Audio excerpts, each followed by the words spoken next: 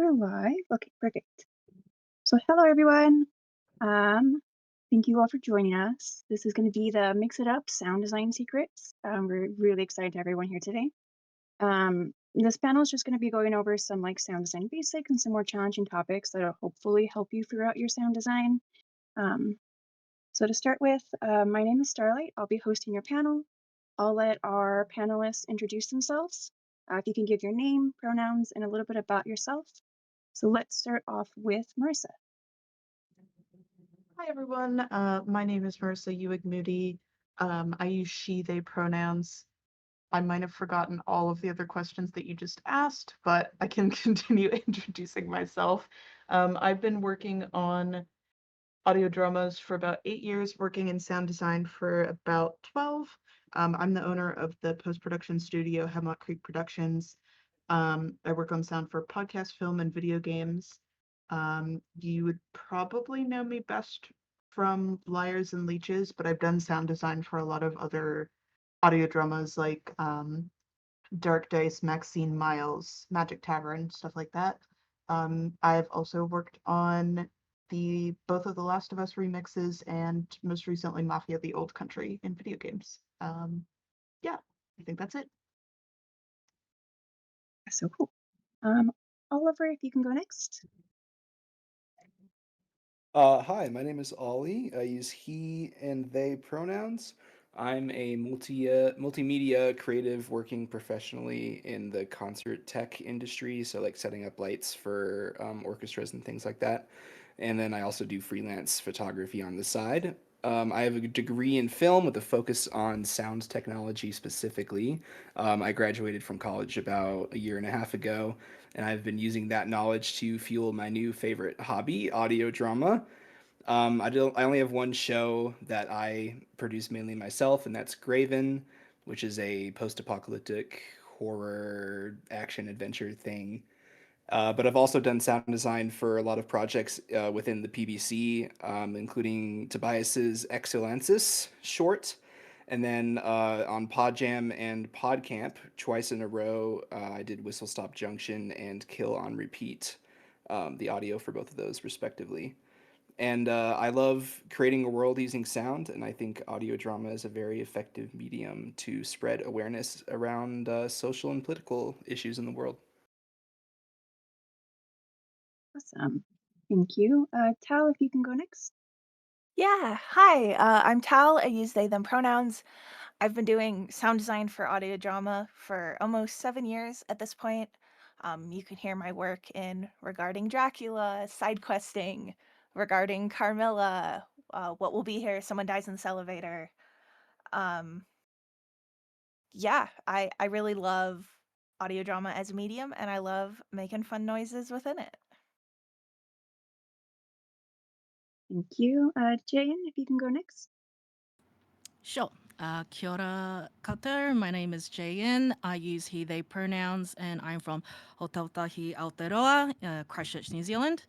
I'm creator of Kind and Mercy. Started in 2024 with Kind, which was when I also started Strange Kind Studios. So I'm very new to this compared to a lot of the people here in this room. I was predominantly in the theatre scene briefly in Melbourne, and where I graduated uni and did a lot of writing before moving into sound design and audio dramas, which is kind of the perfect amalgamation of all of those things. So yeah. Thank you so much. So we're going to start off with questions, but first, just want to let you guys know, at the end of our questions, we'll take questions from the audience. So if you have any, just pop them in the chat and we'll make sure to answer them at the end. So our first question is going to be really basic. What software and tools do you guys use? And we'll start off with Marisa first. Yeah, so I use a fair amount. I guess the main one, I use Pro Tools as my main editing software. I will use Reaper sometimes. The sound designer that I work with regularly with my business uses Reaper, so sometimes it's just a little easier to pass sessions back and forth that way. Um, Tools, I mostly use stuff that's built into Pro Tools just because it's easier to send sessions to people if they don't need to have the same plugins that I do. Um, Mostly use Isotope, I would say is probably the big one, Isotope RX. Um, and then I guess this counts as software, but I like using Soundly and SoundQ a lot to find my bass sound effects if I'm not recording them myself. I think those are most of the main ones, yeah. Thank you. Ollie, if you can go next.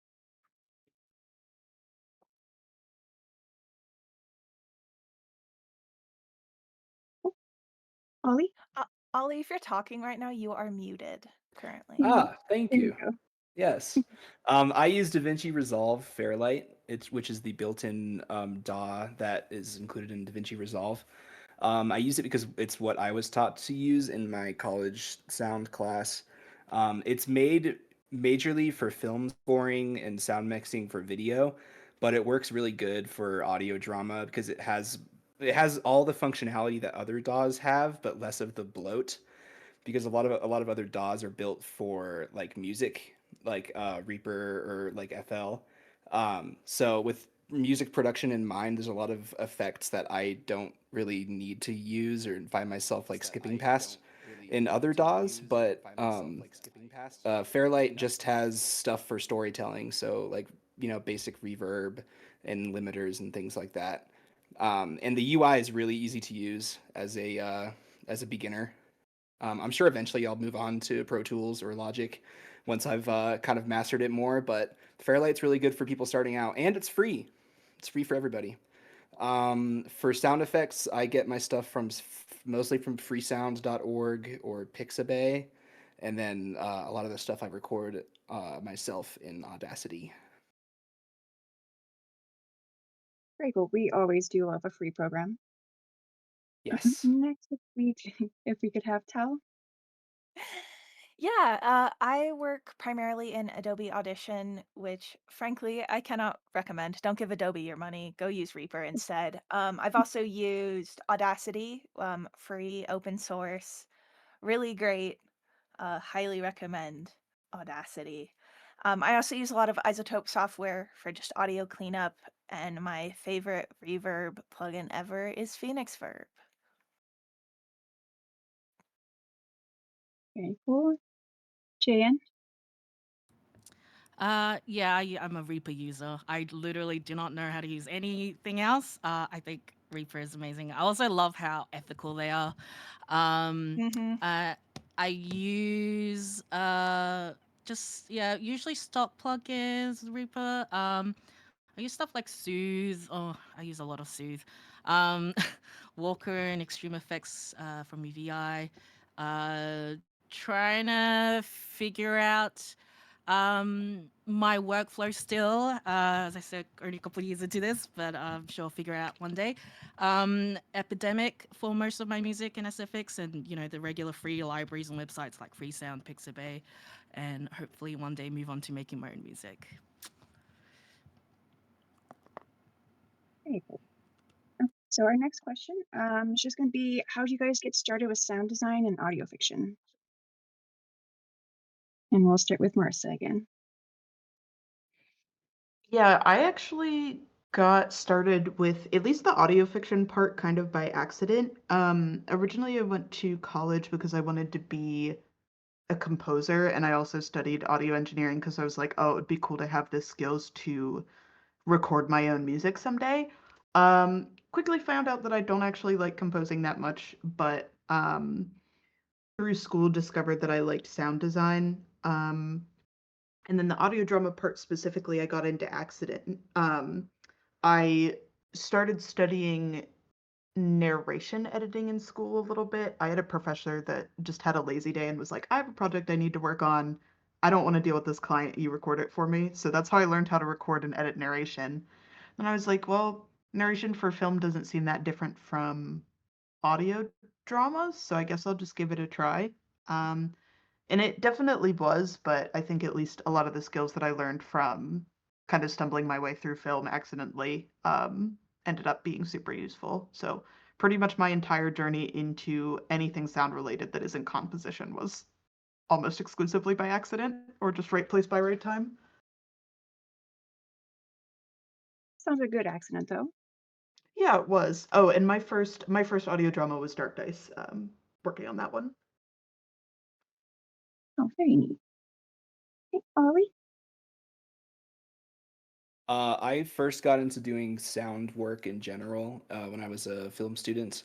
Um, my freshman year, when I was working on just some senior's thesis film, I didn't have a job on set, and he handed me a boom mic and a Zoom recorder, and he said, "Point that at the actor and hit that button." And ever since I did that, I've loved working in that medium. I took a sound editing class later on in which I learned how to use DaVinci Resolve, and I learned a lot of stuff about microphone technology, and the ins and outs of voice acting and sound mixing. And then the final project in that class was each of us had to make like a 20-minute short audio film. So basically just audio drama. And the 20-minute short that I made ended up becoming what Graven is today. I just continued writing it after the class was over. And ever since then, I've been part of the audio drama community. So it's been about like 3 years now. Yeah, Very that's cool. it. Thank you. Tal? Uh, my start with sound design was also sort of my start with audio drama. I got into sound design through audio drama because I wanted to make my own show. And so I learned sound design and then I really fell in love with it and just kept doing it. And here I am today. Thank you. Jan?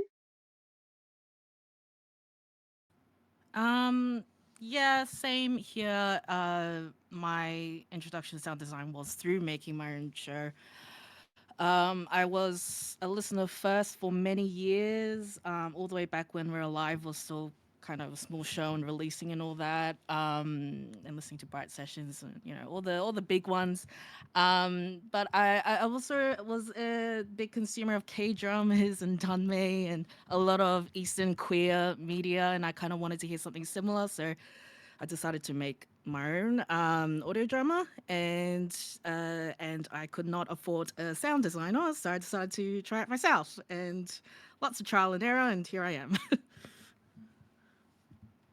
We love that, though. You were able to do it yourself, which is really handy. Yeah, exactly. So next question is going to be, what does your typical process look like? And it can be anything small or big. And we'll start with Marisa.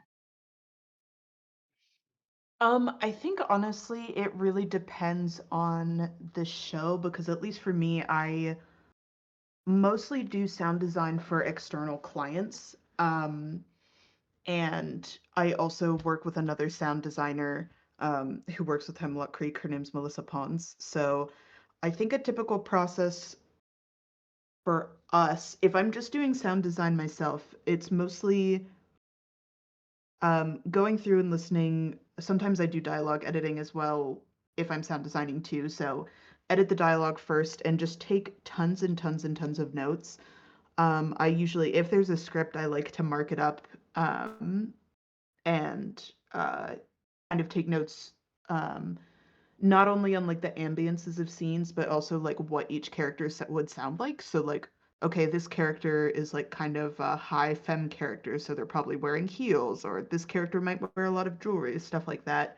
So I feel like most of the sound design process is more of like that planning stage of just trying to figure out what characters sound like, what places sound like, and then actually diving into the sound design itself. I feel like at that point I've done the vast majority of the work, so it's a little bit more um, straightforward. I usually gather as many sound effects as I can, either physically recording them myself or getting them from sound libraries, and then just kind of place them on the timeline, and then from there, um, that's when I would do like any actual design, like making them fit into the scene by adding reverb and stuff like that. So yeah, I really do feel like most of the work is in the planning stage. And then I'm working with Melissa, the other sound designer. I take on more of like an editor role where like she'll bounce ideas off of me and then she'll present drafts to me and I'm the one that kind of goes through and does like quality checking. So I guess that kind of counts as sound design too, but it's working more as like a I don't know, someone that's like checking and doing quality control than actually doing the sound design. So I do a little bit of both. I'd say it still counts. Ollie?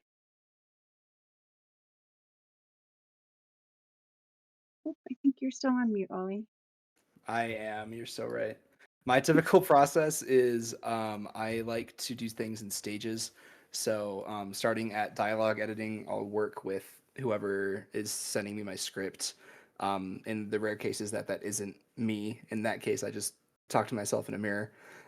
But I'll go over the voice lines with the actors too, and I'll ask them, which takes they liked the best. I'll ask the director which takes they like the best, and then I'll physically go in and cut those takes out and drop them into bins. And then the bins will be labeled for each scene. And then I start. The very first thing on the timeline will be the voices, and I'll space them out and get the general timing of each conversation down first. Because without any of the SFX and ambience layered on, it's easier to kind of hear what's being said. And then after I know how long each scene has to be, then I'll pick my ambience tracks, and figure out which ones fit timing wise. Um, campfires, wind, car interiors, like all that kind of stuff. And then after I do that, I have just a giant sound effect stage for a week long where I record stuff, find it on the internet, and then pop it in the timeline. And then once all that's laid out, I use my buses to do effects like reverb and limiters. And then I'll do a couple pass throughs, tweaking all of the effects and the reverb levels so nothing's too loud or nothing's too quiet. Nothing feels like someone's screaming in a grocery store when they're just talking in a car. And then my last step is the most important one. I close my DAW and I don't reopen it for a couple days, letting it simmer for a while and then coming back with a fresh headspace sometimes lets me notice mistakes that I didn't find the first time I was editing. Kind of like, letting someone else listen to it instead of you, like with the fresh brain. Except I usually don't have that, so I'll just reset my headspace. Um, and then I'll render it, and then I'll do a final re-listen after rendering is done because sometimes stuff can get messed up in the render. I've been burned by that before by not listening to my render, and then after that, that's done. That's the whole process. Very cool. Thank you. Tal? Yeah, so I usually don't do the dialogue edit because I despise dialogue editing. That's maybe a hot take. So, the first thing I do is I listen through the dialogue edit, and I'll make markers for the sounds I want to put in. These are usually like action sound effects, like oh, walking, door slamming, etc. And then I go through and I do all the environment sounds. I also usually set the reverb at the same time. And then I go through again and I put in all those pesky action sound effects that I marked in my first listen through. I found that I usually, if I have music, I'll incorporate that when I do environment ambiance just because I want it to mesh with that. Um, and then I'll do some sort of final listen through. Usually I'm like playing phone games while I do it because otherwise I just like won't pay attention. Um, and then I export it and whisk it off to have someone who's not me to listen to it, ideally. In regarding Dracula and what we're doing right now with regarding Frankenstein, I have my co-producers, Hannah and Steven, give it a listen, give me notes because the two of them always catch something that I didn't catch. Um, so yeah, that's my typical process. Sometimes it changes, but usually not. Sounds like having someone else listen is really helpful for you guys with the process. That's really cool. Jae-In? Yeah, I think my process is quite similar to everyone's. I write the scripts, so while I'm doing it, I find that it's quite useful that I do write the scripts because then I can kind of mentally map out all the sounds that I want in it while I'm writing. So by the time I actually get to the editing process, it's already mapped out. Sometimes when there are a lot of complicated scenes or like big epic moments, I don't quite know specifically what it's going to be until I actually edit that. And I like to keep it that way because it kind of usually during those spontaneous moments, there are just things um, that you do that surprises you. So I really like to kind of keep that vague until I get to editing. I it's a little cheesy, but I've always approached, or I always felt like editing was quite similar to painting and like, you know, setting the beds in the first rounds of mixing and cutting dialogue and all that, which is kind of like blocking out shapes and light and shadows and all that, and then adding in all the details later. So the details I'd go. So once I finish doing all that stuff, setting the bed and all that, I go through the episode again, and then through over a few rounds, that's when I would put in the sound effects and fill in the gaps and you know add all the little details and music and all that, and then I'll do test lessons, mastering, fixing levels, which is my least favorite part because by then I'm sick of my episode and I want it over and done with. So that could take a few more rounds. And like Tal, I need to be doing something while I do my lessons. I tend to fall asleep or get distracted if I don't, so I just pace up and down my tiny apartment, or I'm drawing or something. And I also do a listening party with my cast and crew members as the final step to kind of get fresh ears on the episode and do final edits before releasing. I love that you guys distract yourself while you're doing it. That's very, very neat. Yeah, video games are helpful. If it's a game I can Yeah. mute, if it's a game that I can have muted, then I like to do that. Okay. So our next question is going to kind of tie in. What genre of audio fiction do you normally sound design for? If you do multi-genre, what changes in your process depending on what genre you're working for? And we'll start with Marisa.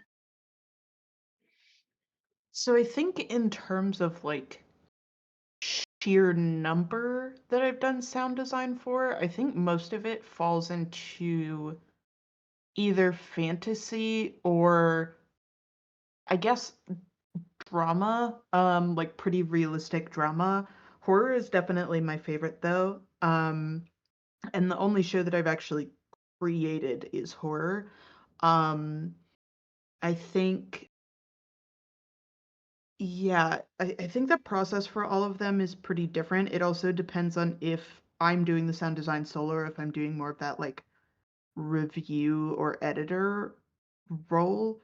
Um, but yeah, I think that horror is definitely by far my favorite. I also really like I love efforts in sound design, so like breathing or like climbing noises or stuff like that. So that is definitely a part that I really like to focus on a lot to try and add like realism to my design. So no matter what genre I'm working in, the efforts are like where I really like to put a lot of my attention.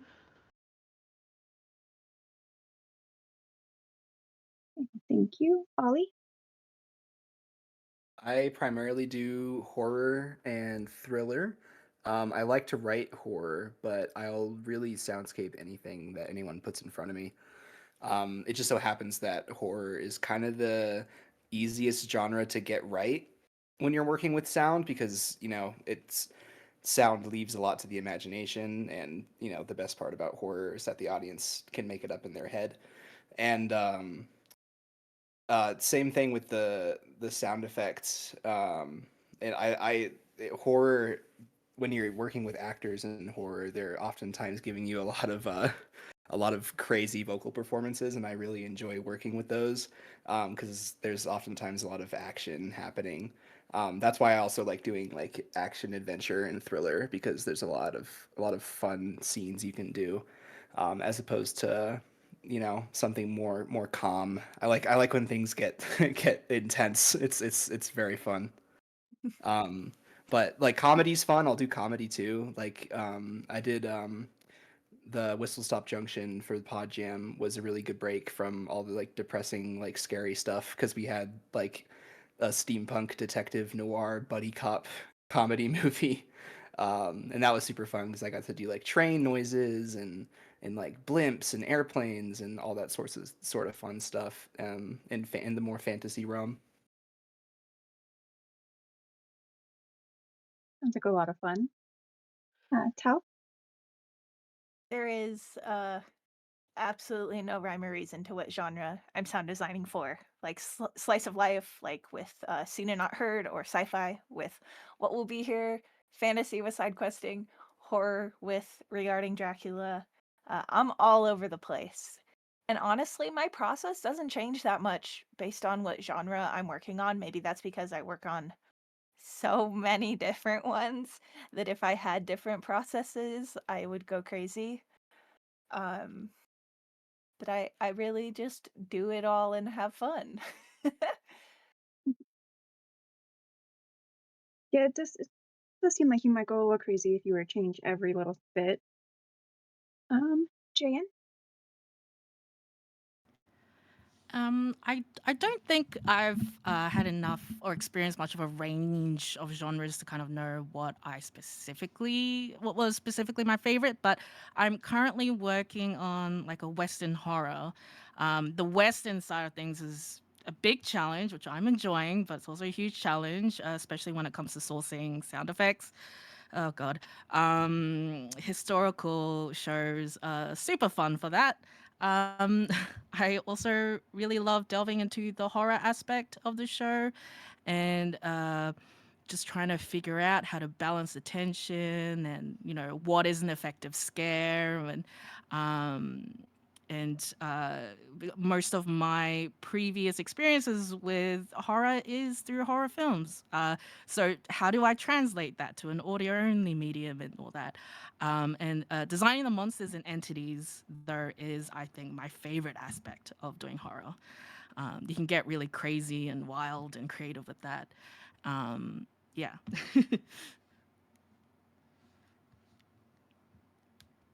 Yes, creating monsters always seems like it'd be really fun.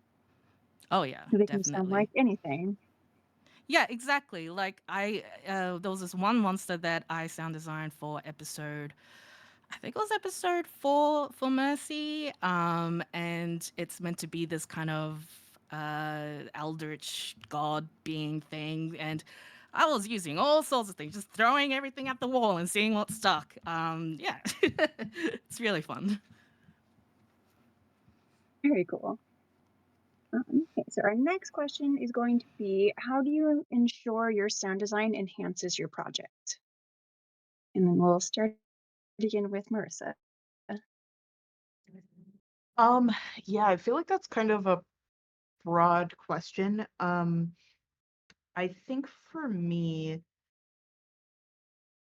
in terms of enhancing the show, I think I try and make sure that the sound design is balanced with the performances because I think it's definitely possible to have dialogue kind of overtake the sound design or sound design to overtake the dialogue. So I think for me, trying to really find that balance where the dialogue is supporting sound design and sound design is supporting dialogue instead of kind of competing against each other. Um, in terms of actually enhancing the show, though, I think it's really just a matter of like leaning into both the genre and the story. So, for example, I've worked on Dark Dice, which is like horror fantasy, and then I work on Magic Tavern, which is comedic, like improv, um, like comedy and fantasy. So they both have fantasy elements of like magic or fighting or things like that. Um, but yeah, it's really just a lot of that pre-planning and making sure that what I'm doing fits the genre and the show, because even though, you know, both Dark Dice and Magic Tavern, sometimes they'll even use like the same spells, like, oh, this is a rain spell or a fireball. Really leaning into sounds that enhance the genre specifically, because I think a horror fireball would sound really out of place in Magic Tavern, and like kind of a goofy comedic fireball would sound out of place in Dark Dice.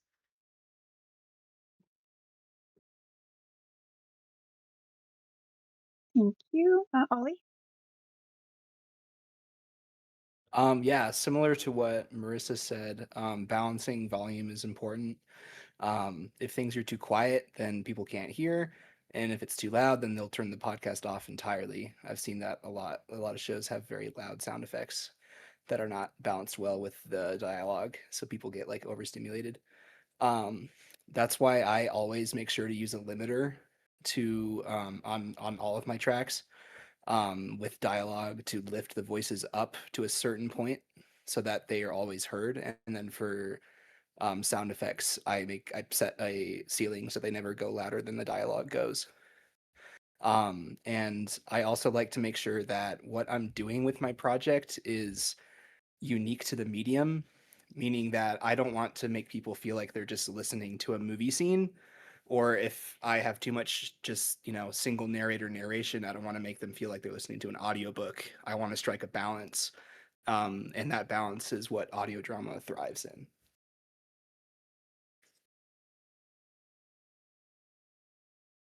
Very well, thank you. Tal? Not to also just be like, yeah, what Marissa said, but basically what Marissa said. I mostly ensure my sound design enhances the project by ensuring my sound design is not distracting from the project in this sense. It's not that I don't want people to notice the sound design, but I don't want people to be annoyed by the sound design.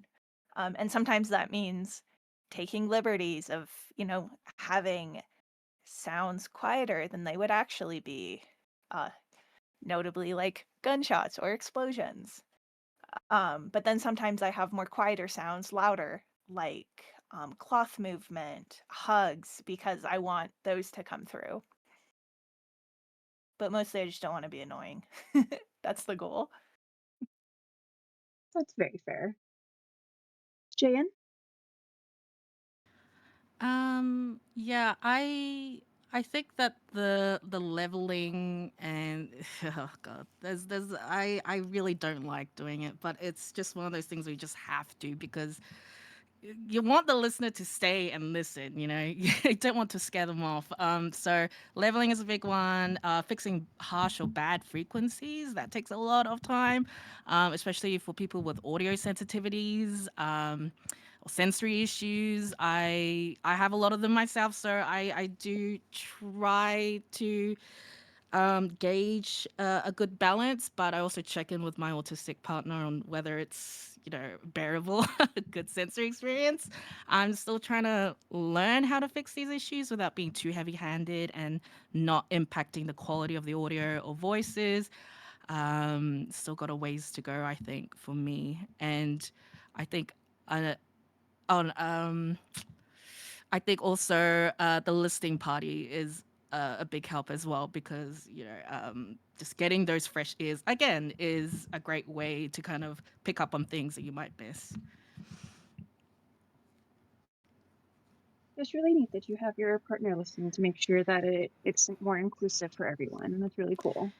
Yeah, and I think getting listener feedback too is a really good way. I had an interaction with someone who had misophonia, and I don't have a lot of misophonia, but this person had stuff for things I didn't even consider. Like I think one was drinking water, like just drinking sounds, and just stuff like that. And I just didn't consider that before. So yeah, it's good to get feedback from your listeners as well. As someone with that, eating sounds are terrible, so Yeah. it is really nice that you get that feedback. Oh, I don't include eating sounds if I can help it. It's just the symbolic eating. Shout out Tower 4 with the banana chips eating. If anyone's seen that, you'll know. Well,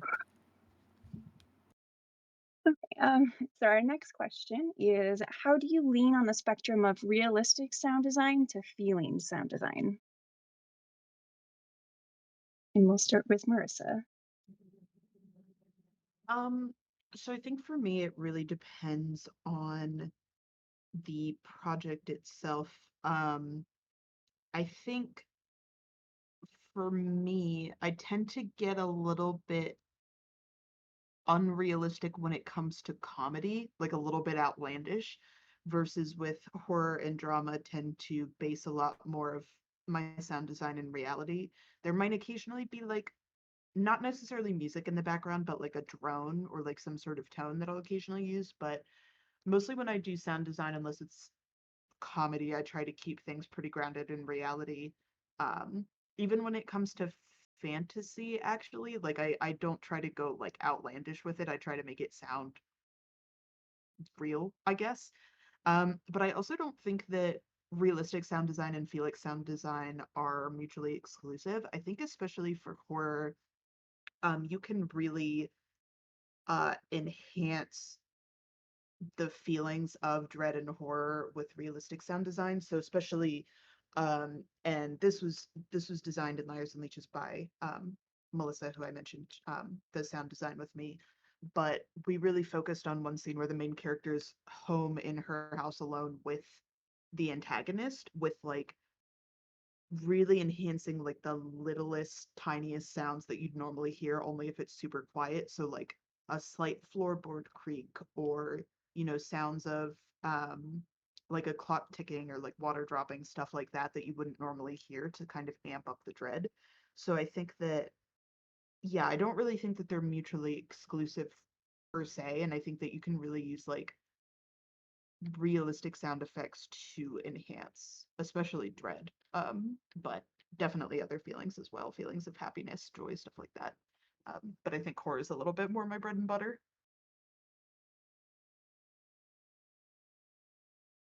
Thank you. Ollie? You definitely want to keep a balance of both for sure. If I fill like every scene with sound effects to heighten realism, then the mix can get muddy and overstimulating for some listeners, especially with footsteps. Not every scene where your characters are walking need to have footsteps, otherwise it gets super annoying. But if I don't use enough sound effects sometimes, then listeners might lose track of what's happening in the scene if it's not being, verbally described to them.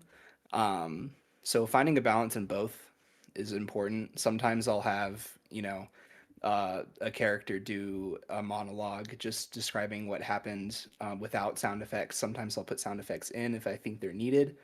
And then sometimes I won't have any narration at all, and I'll just let the scene play out like you're watching it happen. But as far as like realism goes, it depends on what kind of format you're working in. Like if you're doing found footage like I do, you kind of want to have as much realism as you can because you're from the listener's point of view, you're listening to the found audio just as is. But it's fun to subvert that. Like sometimes I'll pull the listeners out of the tapes and into like this dream space where they're like hearing the character's thoughts, and then I'll shove them back into the scene um, to kind of, it's exciting to do that, to kind of pull them out of the realism that's already been set. Sounds really neat. Thank you. Tal? This might be yet another hot take, but I absolutely do not ever care what things actually sound like. I care about what they should sound like. Um, and that maybe doesn't make the most sense, but for example, with swords, when you swing a sword, there's never a sound. But when anyone swings a sword in anything I'm sound designing, you bet there's gonna be like a whoosh noise because that's how it should sound. That's how it should feel. So I guess you could say I lean very feeling sound design in that, like, if a character in a horror episode is walking across the floor and it's a really tense moment, like, you bet that floor is going to be way squeakier than any floor ever has the right to be. Because I don't care about like what a normal floor would actually sound like. I care about like what I want it to sound like. So I really skew with like realism, whatever. And that can get me in trouble when it comes to slice of life sound design. But even with seen and not heard, the main character is deaf, and sometimes we hear things from her point of view. And even then, I still get to play in the space of like, what should it sound like? And that's when it's most fun for me. Absolutely love that. Thank you. Jae-In? I think what Marisa was right. It depends on the genre and the project. I think my biggest issue is balancing realism and the symbolic or feeling sound design. Other people have said, too much realism can be chaotic to distracting because we need to be mindful that it doesn't overtake the performances. And too much symbolic or feeling sound design, not enough realism, can leave people confused about what's happening, which is incredibly important for audio. I think with Kind specifically, I really approached it with full blown realism because I'm very influenced by films, and so I was a visual person, so I was trying to translate the visual aspect into sound, including all the tiny little bits. Like, okay, well, if this person's wearing a suit, usually in film I can just see it, but how do I do it in audio? Well, it has to sound like this, blah blah blah. It was just overthinking it, and I was very overly focused on tiny details, which led me to neglect the bigger picture. And I think that's just how my brain works. I usually start with all the tiny details first before going to the bigger picture. So that is definitely something I really need to work on. I love shows like Electric Easy. I think was it Hemophobia? I think that's the name of the show. Is another great show that does symbolic or feelings based editing. Yes. They are incredible, by the way. Should definitely check them out, especially Hemophobia. Oh my god, I'm using like editors. Uh, and their work to kind of who are great in this aspect and trying to learn how do they do this and how do they conjure up these emotions through sound alone. And so that's one of my biggest goals, is to experiment and not be so limited by realism. Well, I hope your experiments go well.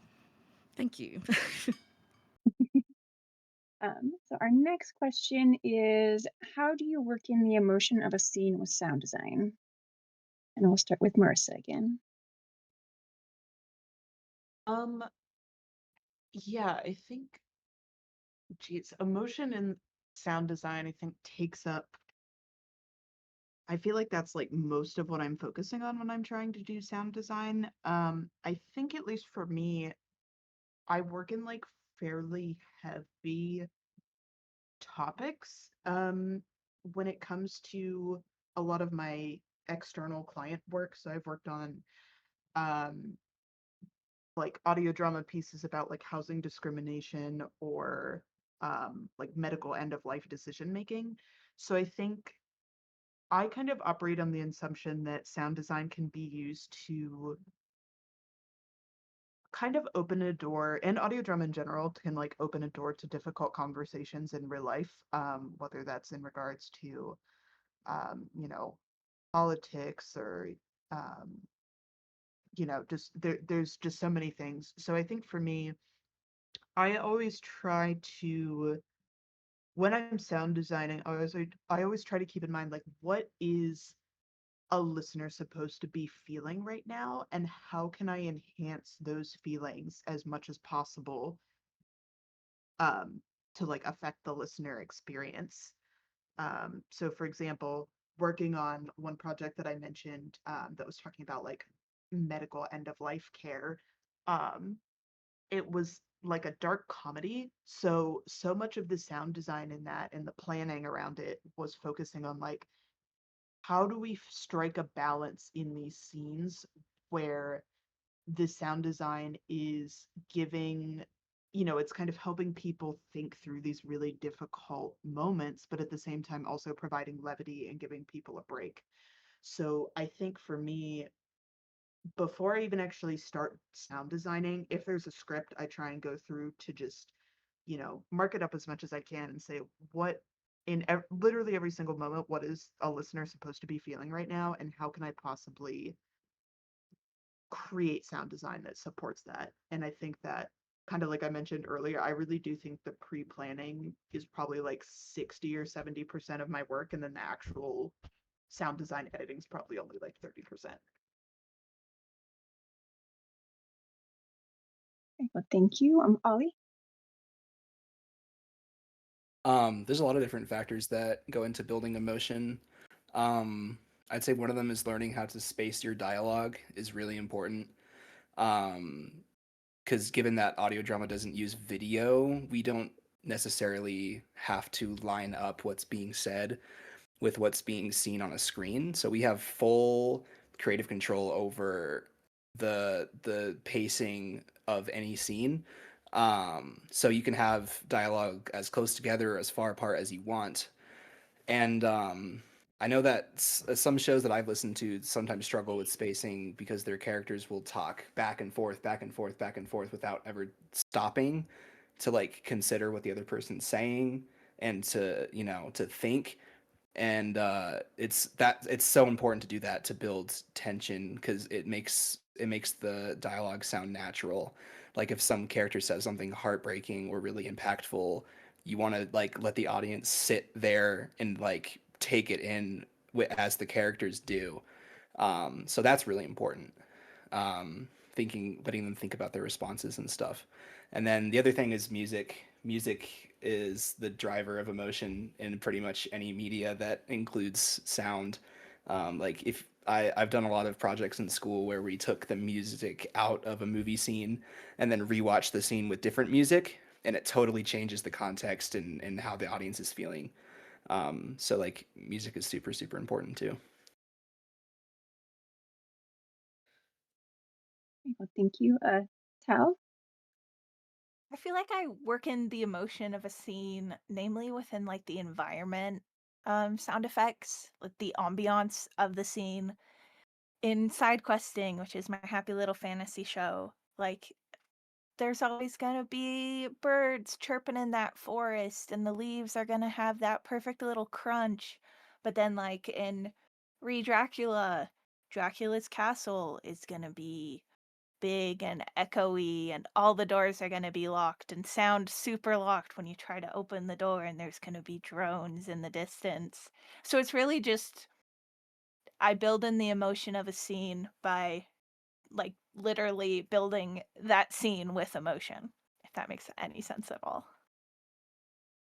Yeah, it does. Thank you. Jae-In? Yeah, immersion is definitely number one priority. Because when I listen to an audio drama, I using it as an escapism, and I want to be there in the room with these people. I want to be with them as they're burning down shit and having dinner and all that stuff. So but I also really love exploring the internal and the more psychological experiences of the characters, which I think, it's great because we can have narration and all these internal thoughts vocalized. And I think, like Ollie said, with the music as well, using music, it's a great way to invoke those really, emotions in those really intimate or intense moments.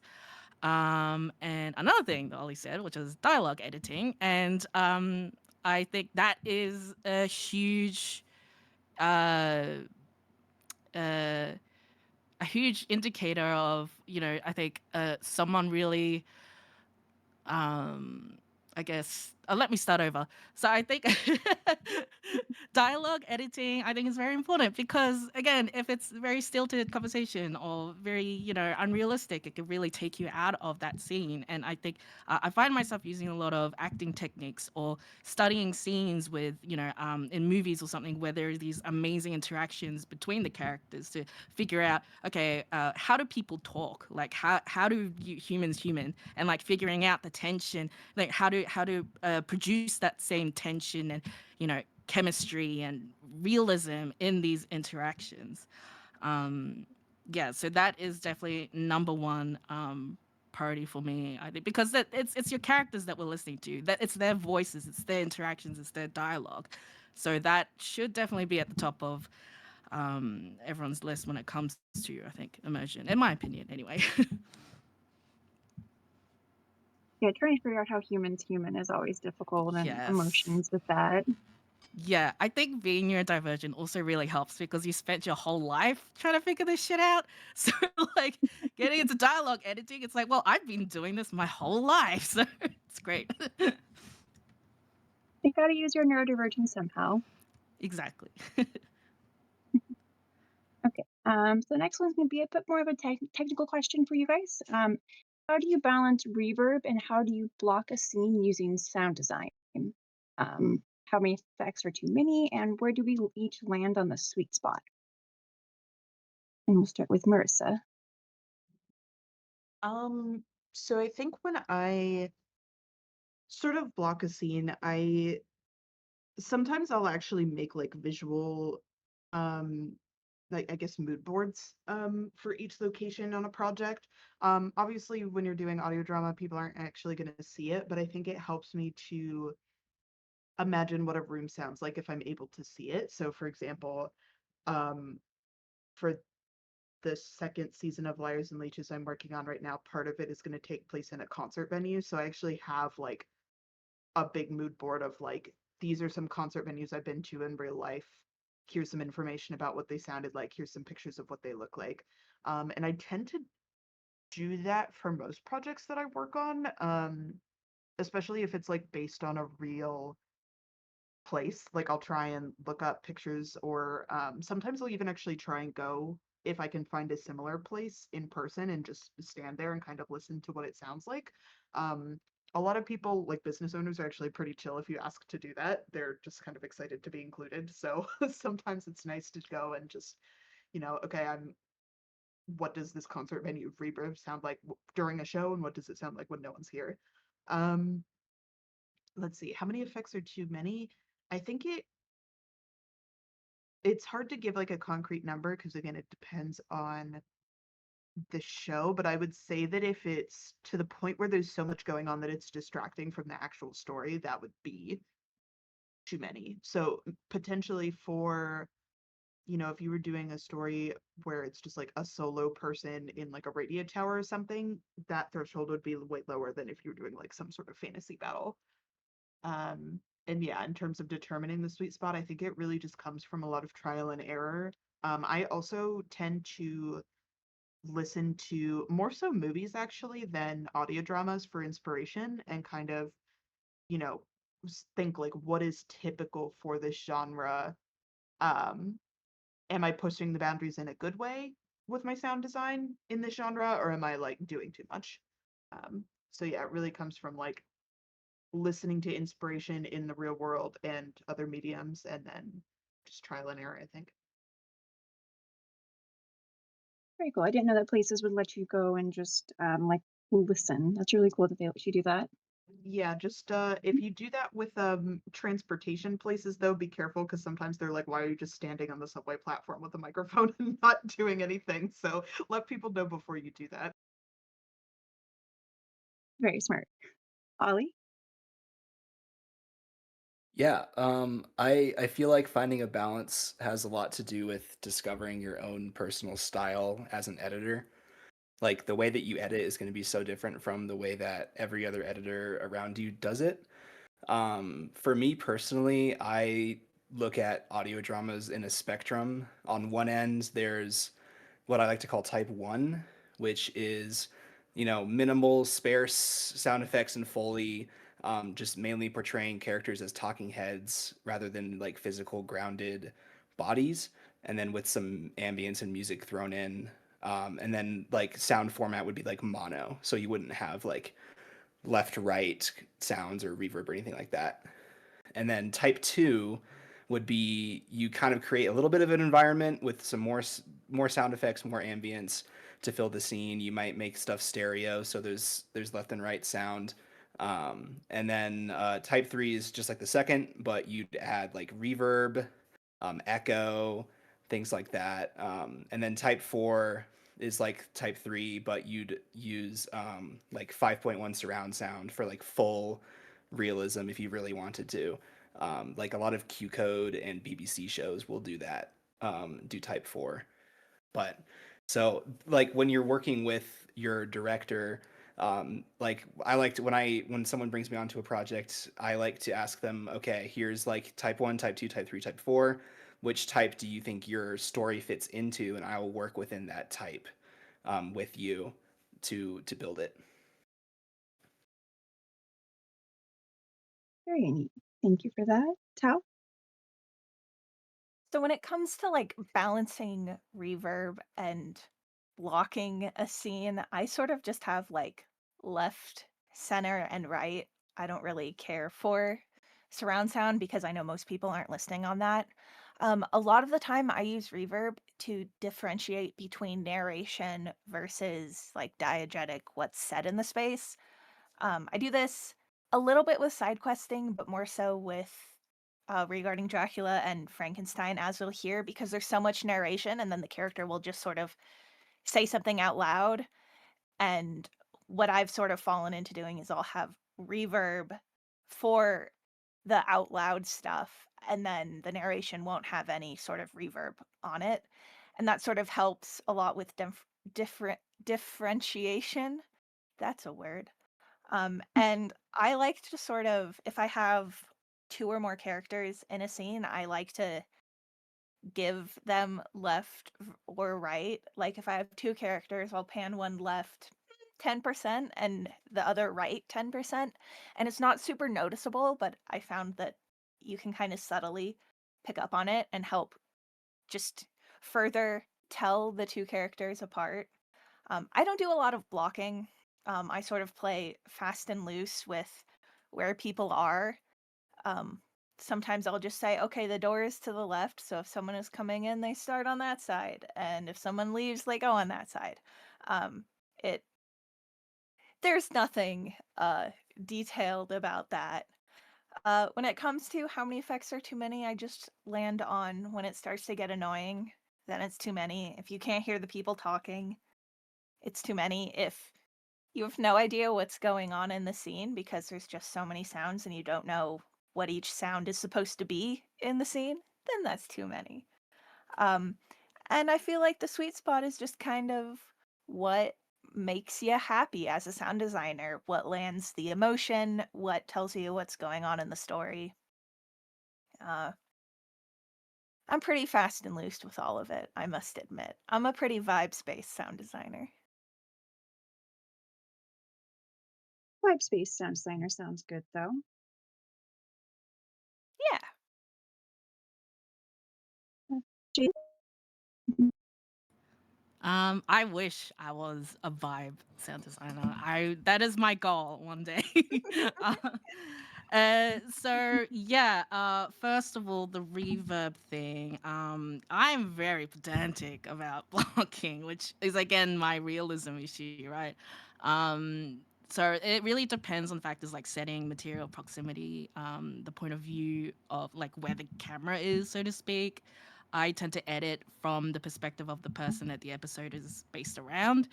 But I'm hoping to kind of experiment with that in the future and be more, play more fast and loose, as Tal says. And there's also non-diegetic consideration like narration and thoughts, and the more creative or experimental moments. When it comes to sound effects and all that, I tend to be really heavy-handed and maximalist when it comes to editing. I don't say that as a positive. I do try to be more sparse and figure out when a scene needs to breathe, though.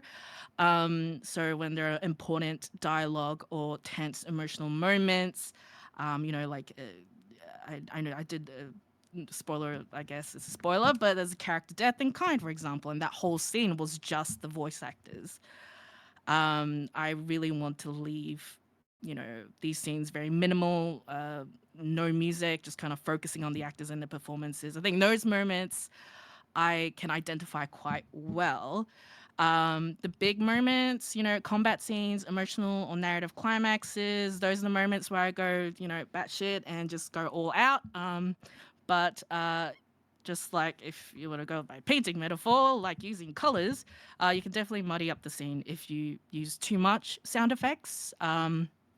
So I tend to, it's a bit of a balancing act. And then there's stuff like game staging and leveling and figuring out what listeners can actually hear and what they can't.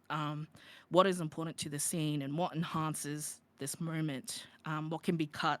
And sometimes you want to put everything in the scene, and you just got to be really brutal with it and just really whittle it down. Because ultimately it doesn't matter if, I mean, it does matter if you like it, but also you got to consider, the people who are actually listening to your show too. So, yeah.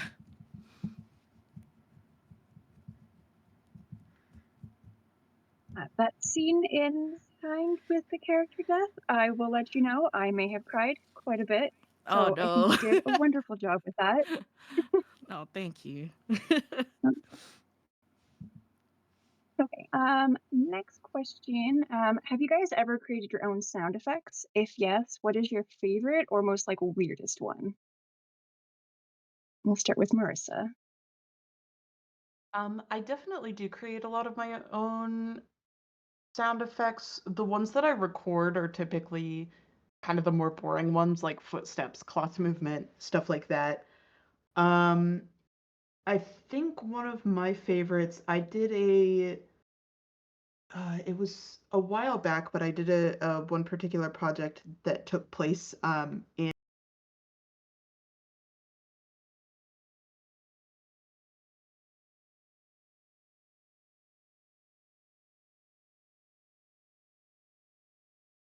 when he moves. That one was made with the sound designer using crab legs, so I think that one's probably one of my favorites.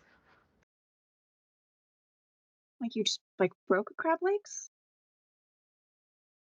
I didn't. It was the sound designer for the show, but yeah, she literally got leftover crab legs from her neighbor and was just like recording breaking them. So that's why when he moves, he has like this kind of like crispy, almost like crustacean like movement, and that's what it was. Ah, okay. That is cool. Uh-oh. It says the stream is down. Yeah, it cut out for Yes. me and then I refreshed the page and then it came back. Ah, okay. There we are. Perfect. Okay. Okay, we are back then. We Yay. will go over to Ollie. That crab noises thing sounds awesome. I love crabs. They're my favorite animal. I gotta listen to that. I'd love to hear that. Um, I do a lot of monster sounds for the angels in my show.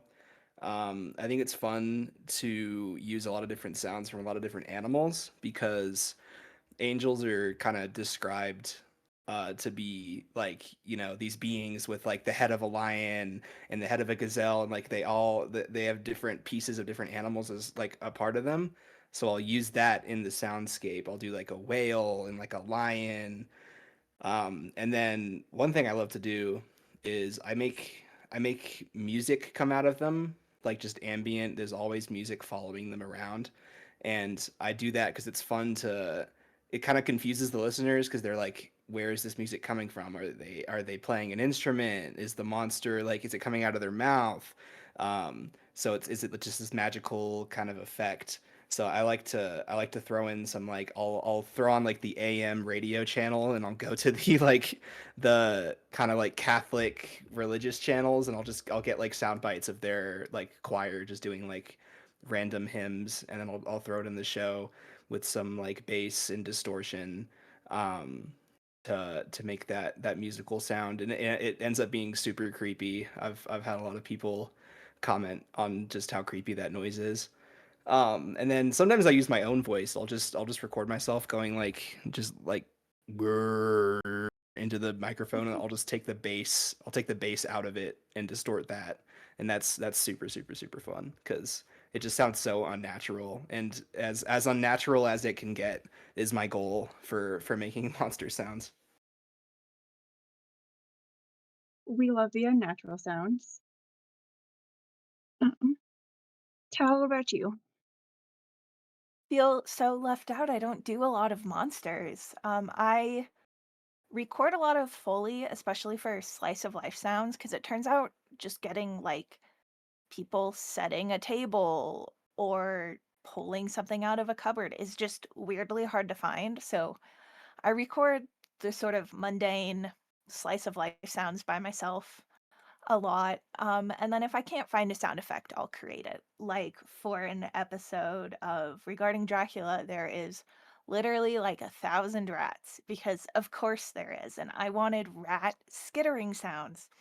And I could not for the life of me find adequate rat skittering sounds. So I recorded my cat skittering on just a wood floor and then layered that a bunch, added a bunch of reverb, and then literally just copy pasted it till I was like, yeah, that could be 1,000 rats. So that's maybe my weirdest one, 1,000 rats. And also my favorite, I think. That is adorable, though. A good way for your cat to pay their rent. Oh, yes. Jae-In, did you want to talk about your monster design since you have some wonderful ones over there? If I can remember, uh, I think. I guess since I talked about it last time, that weird god thingy in episode 4, um, it was essentially just like I said, just kind of throwing anything at the wall and seeing what stuck, just like layering sounds that I personally found really unsettling or creepy. I like to use very everyday, mundane sounds in a way in within the context of these scenes, because it's like the everyday can be the most terrifying thing in these like with horrific monsters, right? Because it's what we hear every single day. I think the core of the SFX for that monster was there was this a recording of someone. It was like a choir practice or something that someone recorded. It was sourced on, I think, free sound, so it's all kosher. It was choir, and the music, it was beautiful choir, but I flipped it backwards. I reversed it, and it also was quite a bad quality audio, so I think that really lended um, that uncanniness to it, and that is what you hear. Yeah, no specific technique. Sometimes staring at a wall and seeing what sticks is what works best. Yeah, exactly. Okay, so I believe we are getting really close to our time. Just a couple of things. Did you guys want to go over where we can find you all on social media or anything like that? Yeah. Or any of your partners you're working on podcasts? Who wants to go first? Jaden, do you go first? Switch it up this time. Wait, sorry, did you say my name? It was social Yeah, media. sorry. Sorry, I got distracted. I am Strange Kind Studio or Strange Kind dot Studio on most social media. I don't quite remember which one. So I don't know. Do you want me to link it or something? Yeah, if you guys also want to link your like your social medias in the PBC Discord, that way people can find it as well. Or in our chat as well. Ollie, do you want to go next? Sure. You can find Graven by looking up like Graven podcast on Google. On Google, we're on Spotify, Apple Podcasts, anywhere that you can find your podcasts. Obviously, graven.card.co. Check us out if you like post-apocalyptic horror type stuff. And then I'm also on Blue Sky at Oddly Ollie. You can find me there. I'm no longer on Twitter. I used to be, but I left that life behind. Very fair. Kyle, what about you? You can find all my work on my website, which is taominear.com. I do a lot of it. I'm not going to name it all here. You can go there if you're interested. Very fair. And Marissa. Yeah, you can find me. Hemlock Creek's website is hemlockcreekprod.com. So that's where you can find all of my work I've done for external clients. Liars and Leeches, you can just find wherever you listen to podcasts or liarsandleeches.com. And then I think I'm most active on Blue Sky. My username is Sassy Composer. Love that. Thank you so much, guys. So last little bit, don't forget to look at our AuFiCon booklet. We have fun games on our Twitch. If you guys want, you can also hop in our voice chat and if you talk to other congoers. And also, if you guys get a chance, look at our artist alley. We have some wonderful artists there. And I believe our next show is going to be the Wobegon live show. So you don't want to. And I think that's everyone say goodbye. Bye. Bye. Or Bye. just Bye. Happy listening.